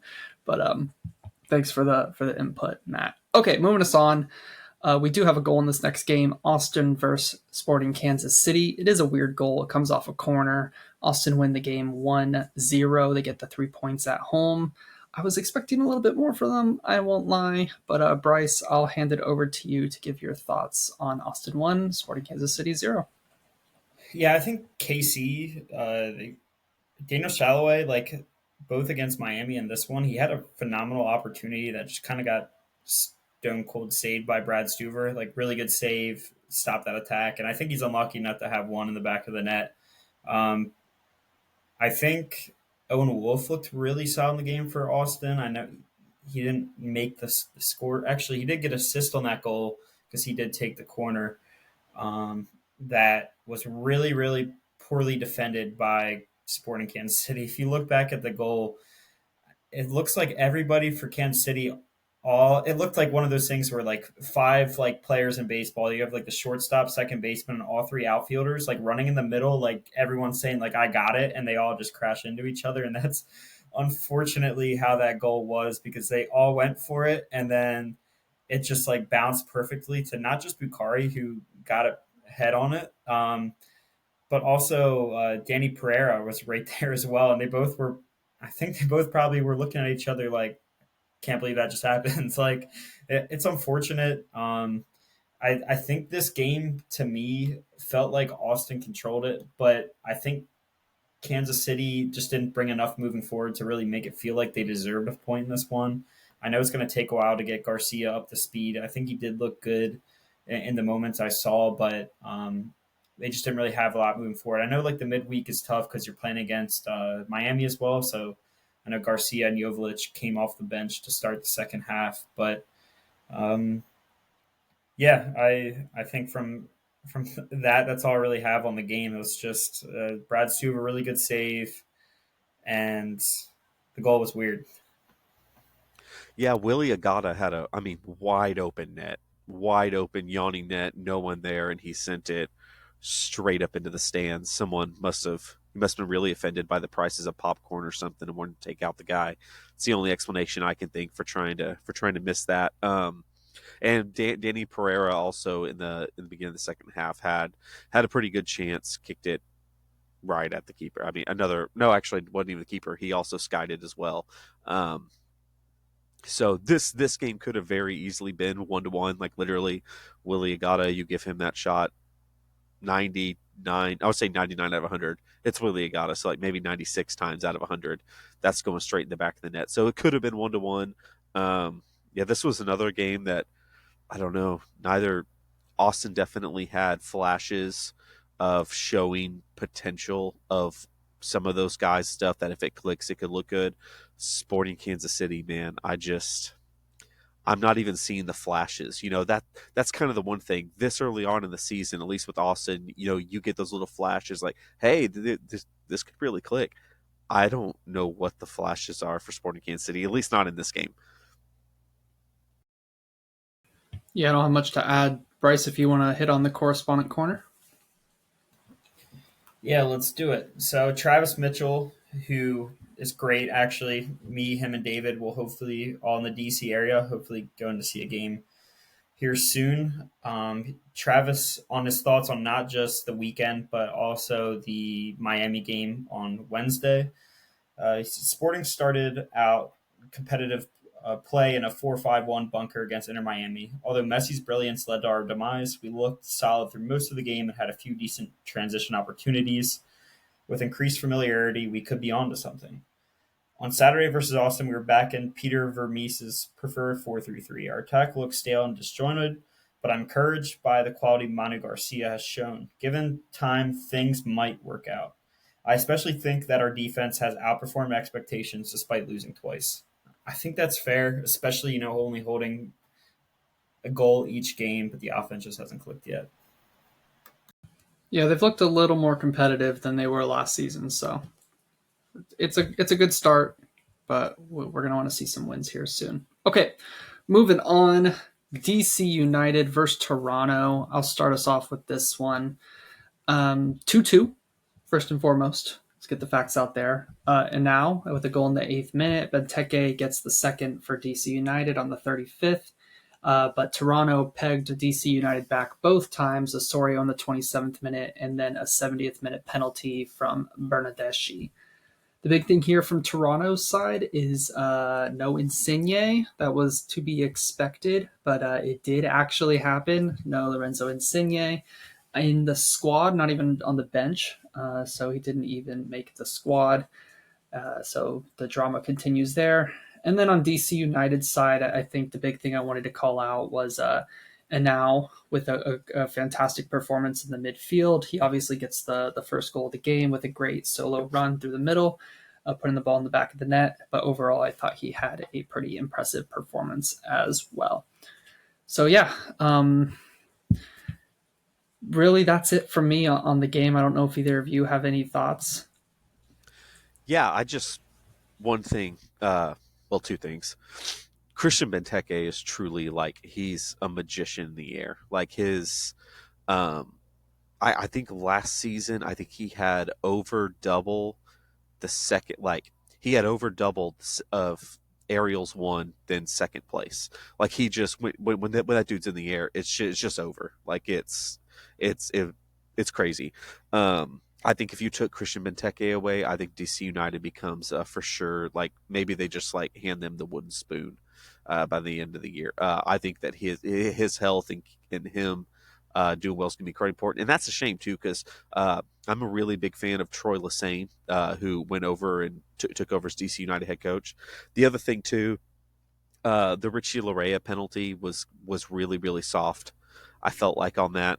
But the one thing I will say is that Richie Larea is like one of the true masters of the dark arts. Like he is so good at just that, the jawing and the mouthing and getting you really angry and then giving up a soft penalty and selling it. Like that's just what he does well, and he's good at it. And so it's not really a surprise that it happened because he's good at it, but yeah, a little bit soft, so kind of unfortunate for DC to not get 3 points out of that one. My viewpoint of Christian Benteke has, like when people talk about wide receivers that are really good in football downfield, like they say like quarterbacks are like screw it, like Tyreek Hill is down there somewhere. That's kind of how it is. Like just throw the ball up in the air anywhere in Benteke's job, and he's going to get you an assist. So I mean that was a really good moment from him from a ball from Jacob Morel. DC Gabriel Pirani, I think this is like his third season in the league. I just don't see it with him. Second season, yeah. I he just hasn't looked impressive to me at all. And I know he was on the DP tag; he's not anymore, but uh, I'm not sold on him. The other number 10, in terms of the number, not the position, Federico Bernardeschi, I thought he looked fantastic in the game. From what I saw, like he was really, especially in the second half, he was really dangerous on the right side. Um, so I know like Toronto dominated the game in terms of um, like advanced metrics. I think DC got unlucky not to get the 3 points at home, regardless. But when they got the penalty, I had a feeling that it was going to be equalized. Bernadeschi just he looked really solid game one, and it's a shame because I don't think he has enough around him to really stand out consistently. And more importantly, Bernadeschi's hair is much better this year than it was last year. So that's the real Thankfully, takeaway from the game. yes, it's like better to watch him now because like at least on the eye, you're like, okay, he doesn't have bad hair and he looks good at soccer. Great analysis, boys. Okay, moving on to St. Louis, Colorado. This one's a 0-0 draw, but we won't spend too much time on this. The only thing I wanted to say is that if St. Louis play like this long term, I think they will win games, and I think their new head coach even said that. I mean, they limited Colorado to next to nothing. I think that Colorado had rotated a bit, if I remember correctly, but still 2 shots with 0 on target for Colorado. St. Louis had, I think, 17 or 18 shots. They were in the teens, so they should be a little disappointed to not come away with the win. But at the end of the day, it's not the end of the world in that first game, and they will look to build on a impressive performance in week one. Bryce, I'll kick it over to you for your thoughts on the game. Yeah, I think I agree with what you said. St. Louis looked dangerous. I know heading into the year, a lot of people were talking about they didn't really make any moves in the offseason, but they really hit their market in the summertime, and they looked like a completely different team the second half of 2024. I've kind of like adopted St. Louis and Austin as like my two like West Coast teams for the year because I'm sorry, Beau, but I'm much higher on them than consensus when it comes to everyone making predictions. And I like what I saw from St. Louis. I liked what I saw more from them than Austin, and they didn't walk away with the 3 points. I think Marcel Hartle is going to look fantastic. Simon Bescher, I know he scored a goal, but it was really unfortunate that Kessler was just offsides and they called it back on the free kick. I thought Thomas Totland looked fantastic on the right side for them as well. They just have a lot of like solid pieces. Like they don't have a lot of question marks. Like I think when it comes to like when you're signing players for potential or you're signing players for stability, I just feel like they have a really stable roster where they're going to be able to compete in any tournament that they're in. But Zach Steffen, who, as Beau said, was the worst goalkeeper in the league last year, he had a really good start to his campaign. Had a lot of shots firing at him. I think only a couple times he was really tested, but he made them count. Yeah, when I was watching the St. Louis game, my it was pretty quick. I was like, man, I should have had them way higher in my preseason predictions. They look really good. Like they look like they could host a home playoff game kind of good. One of the things we didn't mention was that Indiana Vasilev headed over to Philly, reuniting with Carnell over there. I am a really big Indiana Vasilev fan. I definitely see how he fits in Philly, but was definitely bummed to see him leave St. Louis. I guess it's a better fit for him in that pressing system. But yeah, St. Louis, man, they've really got stuff down now that Leuven can kind of drop back and play as an 8, kind of pulling strings from deep. Man, these guys, they look really good. If João Klaus can start banging in some goals, these guys could really rise to the top of the Western Conference. All right, let's hit on another correspondent corner. This one from Tyler Sant from STL Footy. We've got a long one here, so bear with me, guys. Real excited from that first performance, I would assume. Okay, so Tyler says, St. Louis supporters may be a little nervous opening the season with a goalless draw, but Saturday night's performance should be one that inspires optimism. City had everything but goals, possession, defensive dominance, and 18 shots with 5 on target. Melberg's possession-oriented style is immediately apparent along with defensive discipline. In a lineup where 2 of City's best 3 defenders stayed on the sideline, they held a well-deserved clean sheet, only conceding 2 shots with 0 on frame. Needless to say, Roman Bürki was pretty bored. I've been highly critical of Akil Watts in the past, but he deserves a shout for an outstanding performance. After the first 15 minutes, he showed a prowess at center mid we hadn't seen in prior appearances, likely because he's typically been asked to play a much more defensive role, whether at wingback or a pure center defensive mid. Hopefully this is a sign of things to come, as he was an effective attacker and strategic partner to Thomas Totland on the right flank of the attack. St. Louis will have their work cut out for them, as San Diego came out flying in their first ever match, and with a fully healthy and available squad, look for Baumgartel, Teukert, Wallem, Durkin, and Nielsen all to hopefully step into their positions as regular starters. We could have some serious fireworks come Saturday's late window. A little bit of a preview for the next game against San Diego for St. Louis. All right, moving us on. Thanks, Tyler, for the great correspondent corner there. San Jose versus RSL. 4-0 win for San Jose over RSL. For our bettors out there who put monies on the games, this one for me was a lock, as you would say. I don't know. I was just really feeling good about San Jose and their home opener with Bruce Arena, and RSL coming off of a midweek tough match, coming without scoring a goal against Herediano. What was going to happen? And you know what?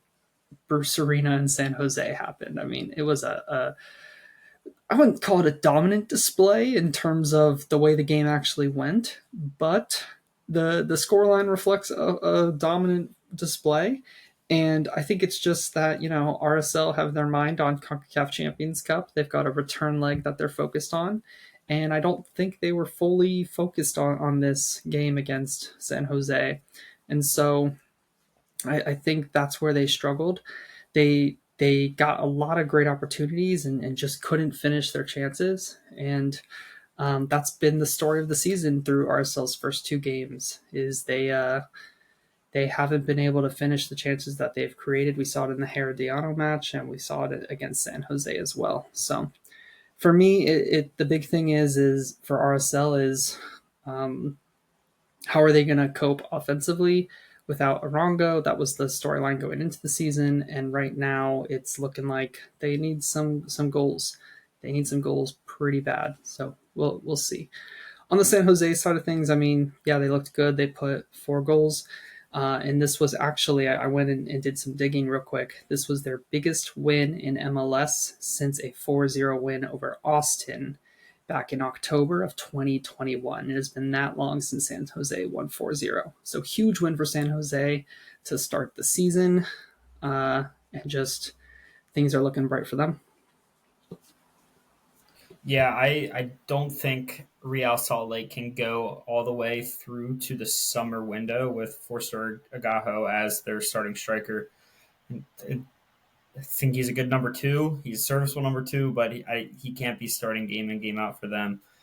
I don't think that Cabral has also looked the part so far. I know McMath, that's kind of their first shot at a replacement. I haven't been too impressed with him. He wasn't really tested against Herediano. He obviously was tested a lot there, and I think he could have kept 1 or 2 of those out. Diego Luna with the mask on. Maybe it'll come Wednesday against Herediano at home. I need like a 2-3 like goal contribution performance with the mask on. Like I need like that like Kobe Bryant mask game. Broke my nose in middle school. I wore one of those in a basketball game before, so I need him to have like a Diego Luna mask game that we can talk about by the end of the year. San Jose side, scoring 4 goals, and neither are coming from Arango or Joseph Martinez up top. I think that's really cool. Arango's goal was called back from offsides. Christian Espinoza, I know a lot of us are high on him, gets 2 assists immediately, and I really hope that he gets more love now that he's going to be on a better team. I really hope he starts to get that love. And the last thing I feel like I have to mention is Rodriguez when he scored that goal. When he was running back to the kickoff, there was a kid that was in the front row that ran away from his parents onto the field that he that he had to return to his parents. So that was a cherry on top for that one for San Jose. But if you're a San Jose fan, Daniel looked fantastic in that one as well. Um, I think he's always been a really good goalie, and similar to Espinoza, I think he's going to stand out more when he doesn't have to keep out, 8 or so shots coming at him a game. Even though I think Bruce Arena is really going to turn around this group. I know, some people even had them as high as second or third in this group, and I can see why from results like that. Yeah, this was the game that I really wanted to watch next. I only got to watch, I think, 5 of them, which is a lot when you said that out loud. I think I only got to watch 5 full games. This is the one that was like, I really want to watch this. And I even, honestly, when this podcast is over, I'm probably just going to sit down and watch it. I really want to see. I saw that it says RSL was lining up in a 4-2-3-1 with Pablo Ruiz as kind of that central attacking midfielder.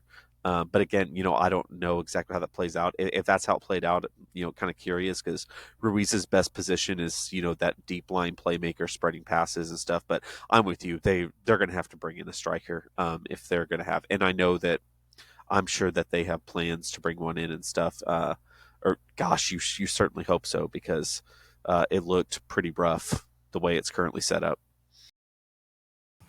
Absolutely, Beau. All right, we've got another correspondent corner here. This one from Mike at Mike Miller 123. From an RSL perspective, he says Matt Doyle summed it up pretty well in his weekly column. Okay, so we're getting Matt Doyle as our as our correspondent corner this week. They do look like this is what Matt Doyle said. They do look like a team that's missing 70% of their goals from last season, and that's scary. Given the roster construction up top, the 0 goals scored isn't all that surprising. What is potentially more notable is the 4 goals conceded. The team returned everyone in central midfield and the back line while arguably getting better and deeper in several spots, but you wouldn't know it from that game. The lack of an offense won't do the defense any favors this year, as there's nothing to relieve pressure and put opposing teams on the back foot. Well said, Mike. If you don't have an offense, you don't have a team. No, and it's the same thing. If you don't have a midfield, you don't have a team. If you don't have a defense, you don't have a team. But an offense, that can bail you out a lot of times. So, well said, Mike. Okay, moving on to Seattle versus Charlotte. My main takeaway: Seattle looked pretty comfortable in the game. The scoreline doesn't reflect that. It was a 2-2 draw for Seattle. They got Morris both goals. Jordan Morris. We got both goals for Seattle. It went 1-0, 1-1, 2-1, 2-2. So similar to the DC United Toronto game. Charlotte score off a corner with Malanda. Morris gets the second goal off of a great transition play with Rusnak in the second half. And then right at the end there, that if you haven't seen it, a pretty comical own goal from Yaimar Gomez. So 2-2, Charlotte steal a point out of Seattle. Beau, I'm going to kick it over to you for your thoughts on the game. Yeah, I was really excited for this game, man. I tuned in live and everything, and then I was bummed. I was really excited to see Zaha. For those of you, if you haven't watched the game, Zaha didn't even make the trip. I believe, if I'm not mistaken, I believe he and his partner are having a kid, and he flew back to England for that. So hey, mazel tov to him. But yeah, so I think that look, the drop off from Wilfred Zaha to Kerwin Vargas is very steep. Um, and Vargas had a really rough game. I think he took 3 blows to the head. Like I think it was at least 2, but I'm pretty sure it was 3 times they had to do concussion checks for Kerwin Vargas. Like he had a night. I would say not a night to remember because he probably won't remember it, unfortunately. But it was pretty rough for him. No, Seattle, man, it's what you expect out of Seattle. Seattle, they all their guys, they know their position, they're talented on the ball. It's like they show up, they know what they're supposed to do, and they get it done. Jordan Morris is already starting the year like he did last year. Started off like a house on fire last year, very much the same way this year. Manuhu, man, Georgie Manuhu is so much fun to watch. That guy just loves taking people on, and his story is incredible. If you haven't heard his story, was coming up through, got sick, almost lost his eye. He's blind in one of his eyes and had to like work his way back. Like the guy's story is absolutely incredible, and I'm sure I'm not doing it any justice. Um, yeah, really, really tough goal. Again, the score line, Gavin absolutely nailed it. The score line does not do it justice. Seattle absolutely dominated this game. Charlotte had a really, really, really tough time generating chances, even with like Abada, BL.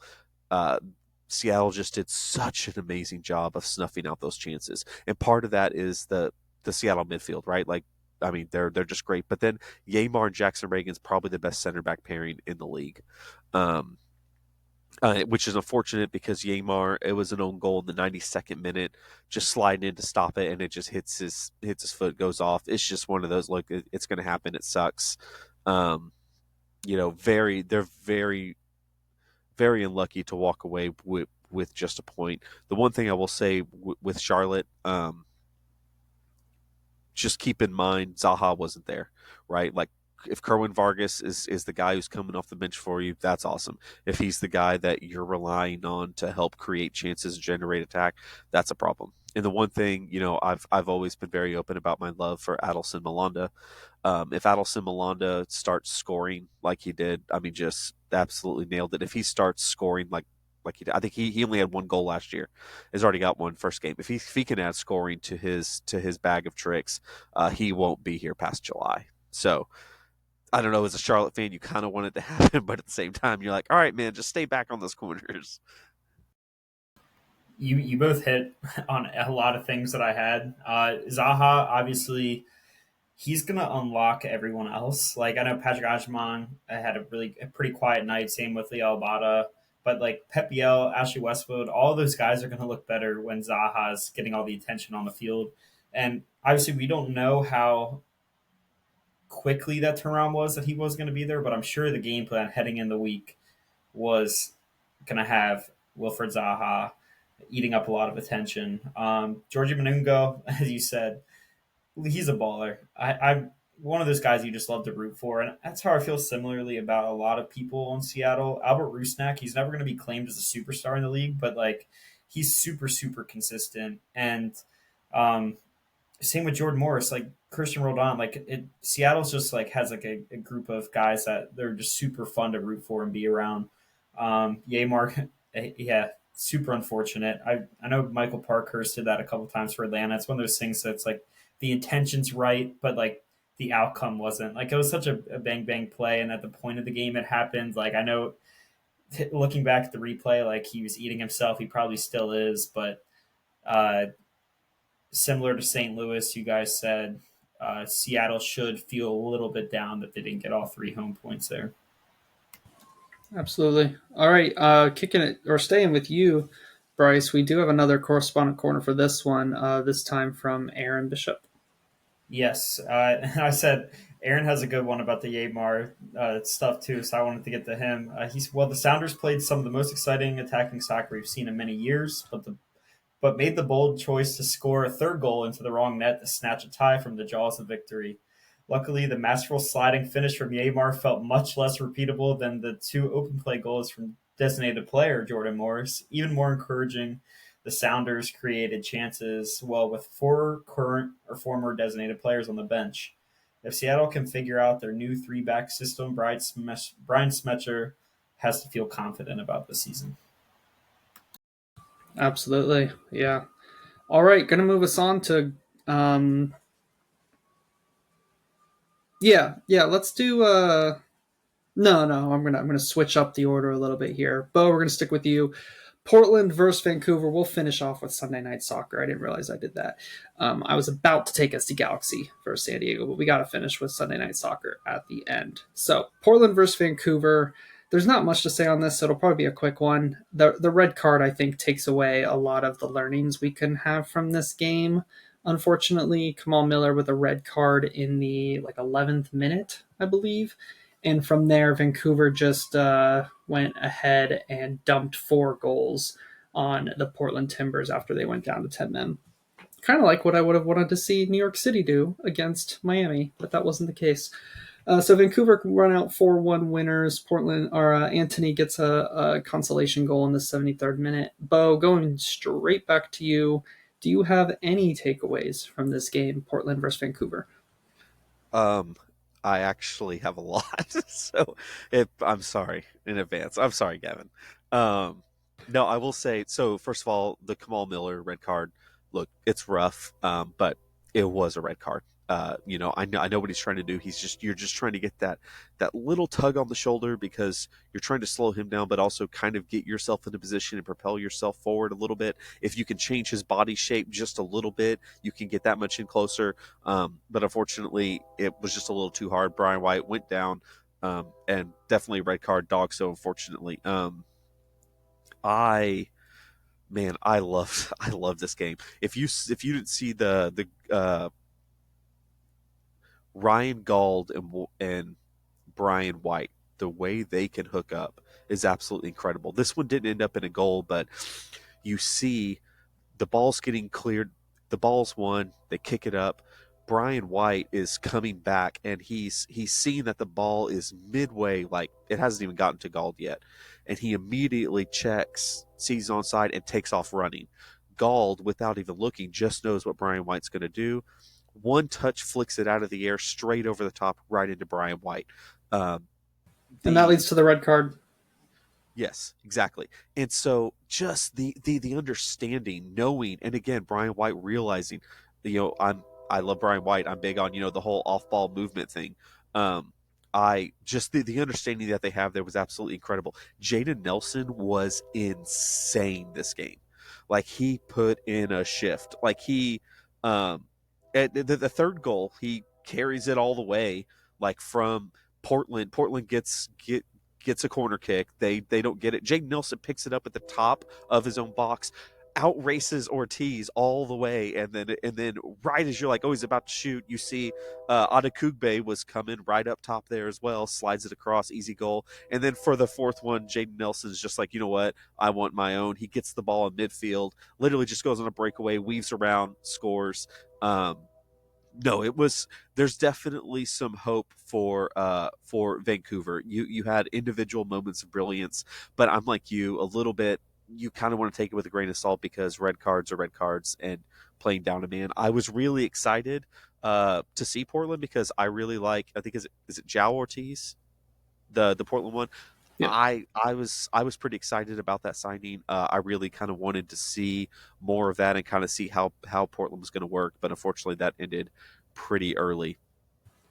Yeah, watching him slap at Jaden Nelson on that run wasn't a great indicator of how he's going to do in this league. But 10 men, caveat, yada yada.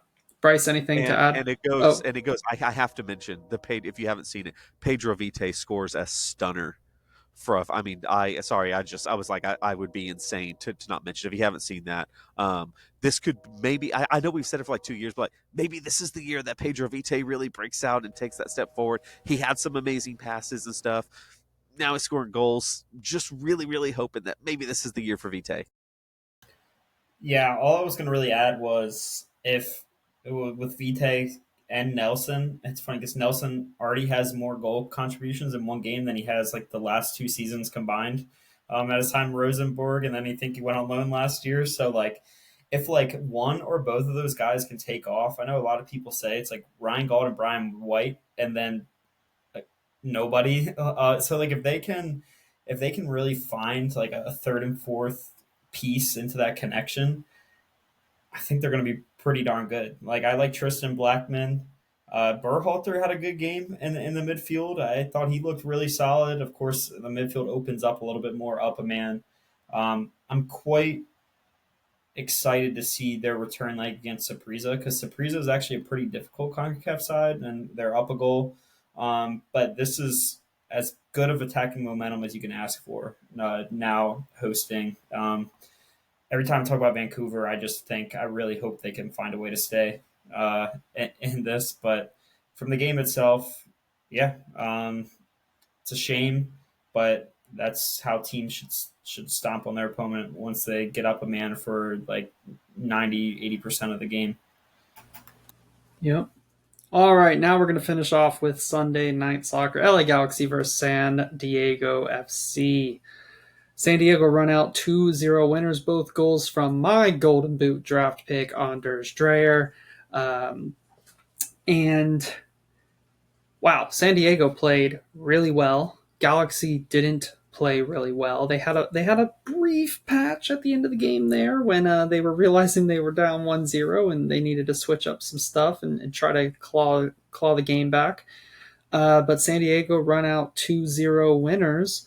Bryce, I'm going to start with you. What were your thoughts on San Diego's first ever win in club history?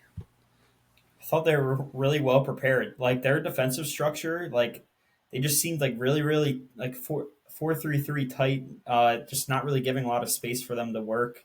I think it was a side that was prepared to know that they weren't going to have people that could stretch the field like Joseph Paintsil, um, Ricky Puig, even Joveljic to a sense. Ramirez, I think, is going to click more with time. I'm high on Ramirez. I think it's a good filler, especially in terms of like salary hit, like only being on like the senior roster.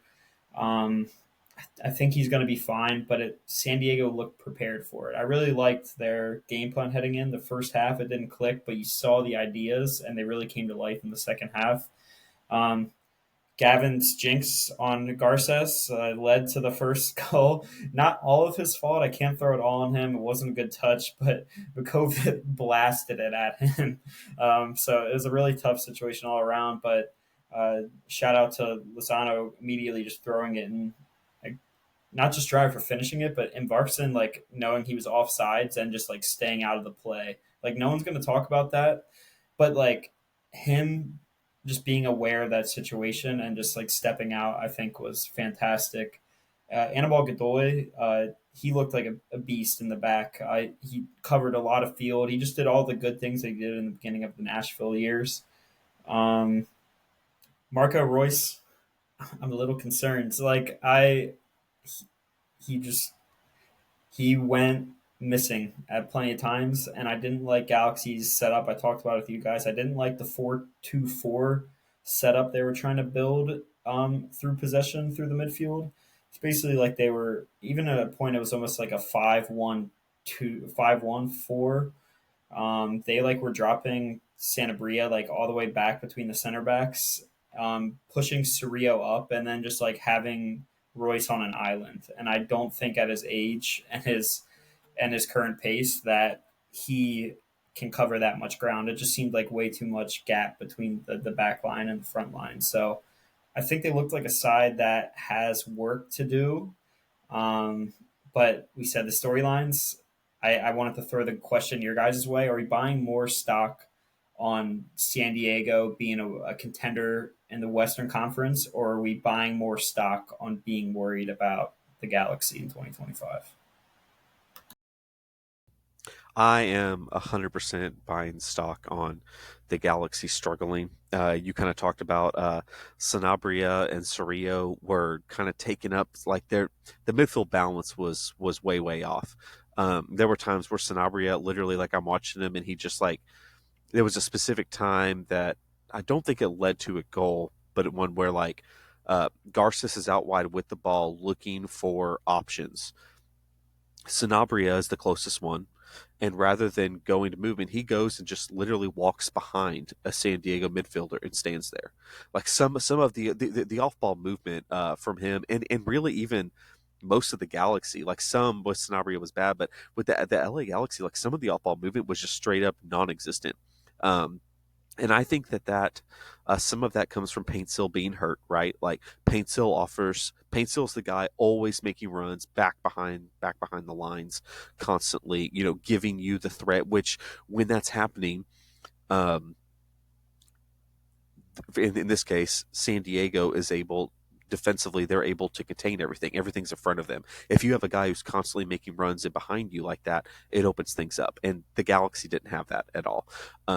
I also think too, I saw Marco Royce dropping in really deep. I think Taylor Twellman nailed it on the broadcast. Fagundes and Royce are kind of the same player trying to do the same thing. Um, and I know Pooj is out, but honestly, I don't know if it would have mattered without a guy like like Royce, or sorry, with Paintsill making runs like that, I mean, yeah, it would have looked good, and he would have been, a little bit flashier, more passing and stuff, but they just didn't really seem to have a lot of attacking ideas. I think this also goes to show too of um, how important Marky Delgado really was, and letting him go really is key because he really, I think, is just one of those that what he did is not really appreciated. Some of the off ball stuff and a lot of dragging people around that he did, and so I think losing him really hurt a lot. And so I think that they're going to need Sanabria to kind of maybe it's just first game jitters. I don't know what it is. But midfield they were like Swiss cheese, man. Like they were just passing straight through. And again, I think a big thing too, San Diego was Bryce nailed it. They were so structured. Most teams when they play 4-3-3, they play a 4-4-2 in defense. And so San Diego stayed a strict 4-3-3. And what it did was it spread them out. So anytime a Galaxy guy got the ball, they had multiple people there to shut down passing lanes or to contain. So I think that to answer the question, I think that San Diego is going to be good, but I think that the LA Galaxy, until Paintsill gets back, could be in some deep doo doo. Yeah, I just for the sake of equality, I'll go with San Diego on your question there, Bryce. Agree with what you said there, Beau. San Diego. One of the things to answer that question that comes to mind is, do they have the depth to be able to last a full season? And like, based on who came in, right? We only saw one game, but like, I thought the starters looked strong. Godoy, De La Torre, Sverskov looked like a really good midfield, like we've already spoken about. But then Valakarai and Kumato came in, and it didn't look too terrible either from like a backup perspective. And so I thought there they looked good. Angel, the attacker, came on and got the assist. And, he had that one run before that where went up the field, didn't do the best with the opportunity, but you can see the potential to be able to come on late in games and stretch defenders and just cause problems. And so, yeah, I think backup wise, they looked like they had something there that they could build on. And so it's going to be interesting to see what more we learn from those secondary layer players. But the starting lineup itself, I mean, LA Galaxy weren't great on the day, so it'll be interesting to see how they do when they get more tested defensively. But yeah, they looked like a solid outfit. Yeah, and they spent a lot of allocation money to get Reyes, and he wasn't even in the lineup either. And McVeigh and McNair looked like a really solid center back duo. I was questioning their goalkeeper situation heading in. I didn't think they did enough, but Carlos Dos Santos looked the part as well in the game. So they looked like a side that weren't too uncomfortable on the celebration for the MLS Cup champs. I was rather impressed. I walked away from that really excited. Like now I'm keying in on that St. Louis San Diego game. Not that I had any reason besides seeing like the first ever game for San Diego, but from the way both sides looked, like that's like circled. That's my nighttime game now. Oh yeah, Yeah, for did sure. any of us mention Luca De La Torre? I mean, he did quite well also. Yeah, phenomenal. The way he was progressing the ball, like he fits that like eight role perfectly for them, and like that really, yeah, like you have Godoy kind of sitting back, and like Del Torre can like kind of move forward in that like free eight and take away some attention from Lozano on that left side if he's going to be over there more. I think they're going to be at a really good spot. Um, yeah, I'm looking at it now like Russell's probably. I know it's one game, and we love one game overreactions, but Russell saw something maybe. He did. Don't say that. It can't go to his head. You can't take it back. Edit it out, Gavin. Edit it I out. will. I will. No, Russell got to do the season preview, and I did listen to that, and there was some really good insight from the guys that he did the interview with. So yeah, Am I missing something? Do the Galaxy have any meaningful, actually decent chances throughout this game, or is my mind just blanking on it? They had one. It was a cross from the right side, and it Mickey was a Main, point yeah. blank shot that DeSantos smothered really well. But that was it. That was it. Peck looked frustrated all night. Like you could just tell like he would just kind of like try to find space and then he wouldn't, and like you could tell when he's like playing the ball backwards, he like just you could just see that like ugh in him. Like yeah, it's tough going from the attack they had last year to what they had now. Yeah. So, would your opinion on San Diego change? Let's just say that that goal point blank goes in. You know, San Diego got their second goal because Galaxy are throwing numbers forward. You know, it was late in the game, and the I mean, it was a great counter, right? On Hill's hold up play was absolutely amazing. But would your opinion change maybe a little bit if it is 1-1 and that's how the game ends? I don't. Obviously, a little bit because it goes from you're winning and you give up the lead, but also like I don't think we would have gone too hard on them considering it's their first ever game, and it was against LA Galaxy who just won MLS Cup, and obviously it's a different LA Galaxy.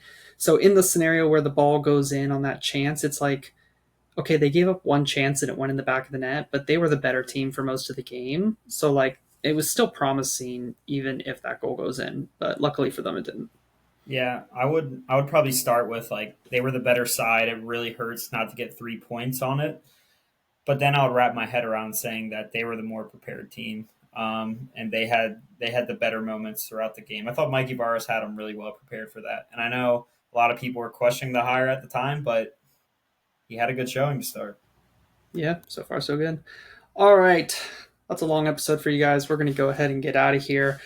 Coming up next week in MLS action, we've got CONCACAF Champions Cup action Tuesday, Wednesday, and Thursday. The same 6 games, just the reverse fixtures.